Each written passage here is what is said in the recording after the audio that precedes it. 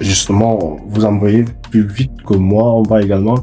Est-ce que c'est un facteur strictement africain où on voit que la succession ne marche pas? Est-ce qu'ailleurs, ça se passe autrement? Est-ce que aux États-Unis, en Europe, le processus de succession est bien pensé depuis la conception et la fondation d'un projet?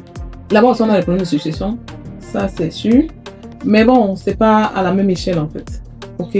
Donc partout où il y a entreprise, en général, quand il y a retrait de celui qui a créé l'entreprise, c'est toujours une phase très sensible dans l'entreprise en fait.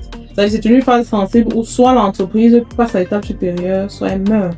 Parce que normalement, quand on parle de succession, ça veut dire que c'est du sang nouveau qui vient, c'est l'innovation qui vient, c'est une nouvelle pensée qui vient là. Donc ça devrait normalement propulser l'entreprise à un autre niveau. Donc si ça n'a pas été bien pensé, ça la tue carrément en fait.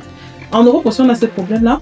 Moi, j'en ai vu. Heureusement, en Allemagne, j'ai eu la chance, ou bien peut-être j'ai choisi sans savoir, à travailler dans une entreprise familiale et j'ai eu l'occasion de bien observer comment ça se passe en fait. Eux aussi, ils ont des soucis, comme partout, parce que c'est les humains en fait. C'est l'ego qu'il faut gérer, c'est les humains qu'il faut gérer. Mais c'est quand même à une autre échelle. C'est pas aussi flagrant que chez nous en Afrique. C'est pas aussi palpable. Parce que déjà, qu'est-ce qui fait leur force? Déjà, le nombre d'enfants.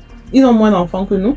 En général, c'est les familles de 2, parfois un enfant ou 2 ou maxi 3 enfants qui sont à gérer. Donc, c'est un peu plus facile parce que très vite, les chefs d'entreprise comme ça, on fait comprendre à l'enfant, on le prépare déjà très tôt, on le fait comprendre que tu es appelé à